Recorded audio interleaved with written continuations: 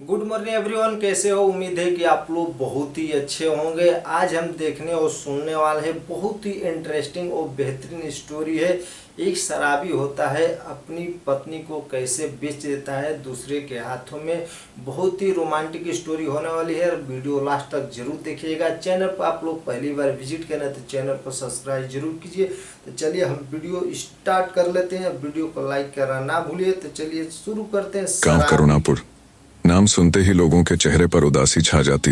यह गांव केवल गरीबी और भुखमरी के लिए ही नहीं, बल्कि यहाँ की औरतों की दर्द भरी जिंदगी के लिए भी बदनाम था। इसी गांव में रहती थी कल्पना, एक साधारण मगर मजबूत इरादों वाली लड़की। वह पढ़ना चाहती थी, कुछ बनना चाहती थी, लेकिन उसकी किस्मत पहले ही तय हो चुकी थी। उसका विवाह हुआ बलराम से, एक ऐसा आदमी जो अपने परिवार की संपत्ति बेच बेच कर शराब में उड़ाता था। शादी के कुछ महीने तक सब ठीक था, लेकिन फिर बलराम का असली चेहरा सामने आने लगा। बलराम को शराब की लत थी। वह खेतों में कम काम करता और ज्यादा समय शराब के अड्डों पर बिताता। धीरे धीरे उसने अपनी पुश्तैनी जमीन बेचनी शुरू कर दी और पैसों को जुए और शराब में बर्बाद करने लगा। कल्पना जब उसे रोकने की कोशिश करती तो वह गुस्से में उसे थप्पड़ मार देता। तू मुझे सिखाएगी? यह मेरा पैसा है, मेरा घर है। जब तक मैं जिंदा हूँ तुम मेरी मर्जी से चलेगी। कल्पना के लिए यह सहना मुश्किल था, लेकिन वह कहाँ जाती। गांव की औरतों की तरह उसने भी इसे अपनी किस्मत मान लिया। उस रात बलराम ने गांव के कुछ शराबी दोस्तों को बुलाया। उसने शराब पीते हुए अपनी पत्नी की तरफ इशारा किया और हंसते हुए कहा, मेरे पास अब बेचने को जमीन नहीं बची, लेकिन यह अभी भी है। उसके दोस्तों ने गंदी हंसी हंसते हुए कहा, तो सौदा पक्का।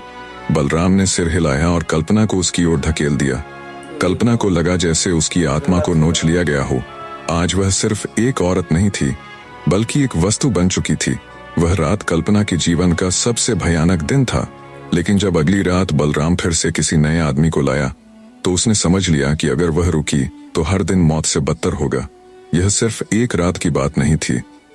अब बलराम रोज नए नए लोगों को घर लाने लगा। कल्पना हर दिन एक नई यातना झेलती, मगर गांव में कोई कुछ नहीं कहता। उसने फैसला कर लिया, उसे भागना था। कल्पना के पास कोई सहारा नहीं था। उसने सड़कों पर भीख मांगी, बर्तन मांजे और कभी फैक्ट्री में मजदूरी की। लेकिन एक दिन एक महिला उससे मिली जो एक एनजीओ चलाती थी। उस महिला ने पूछा, तू अपने अतीत से भाग रही है या अपनी जिंदगी बदलना चाहती है?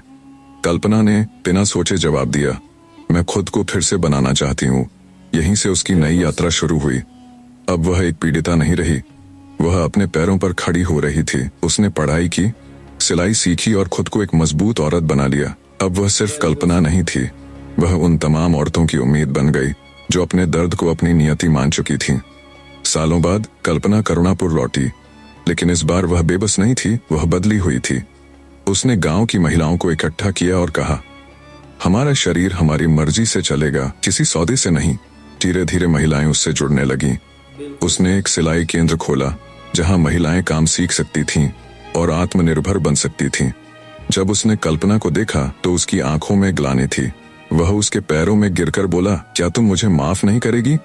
कल्पना ने बिना कुछ कहे उसके सामने पैसे फेंके और कहा, माफी से ज्यादा जरूरी खुद को बदलना होता है। गांव के कुछ पुरुषों को यह बदलाव पसंद नहीं आया। उन्होंने पंचायत बुलाई और कहा, अगर तुझे गांव में रहना है तो यह औरतों को उकसाना बंद कर दे।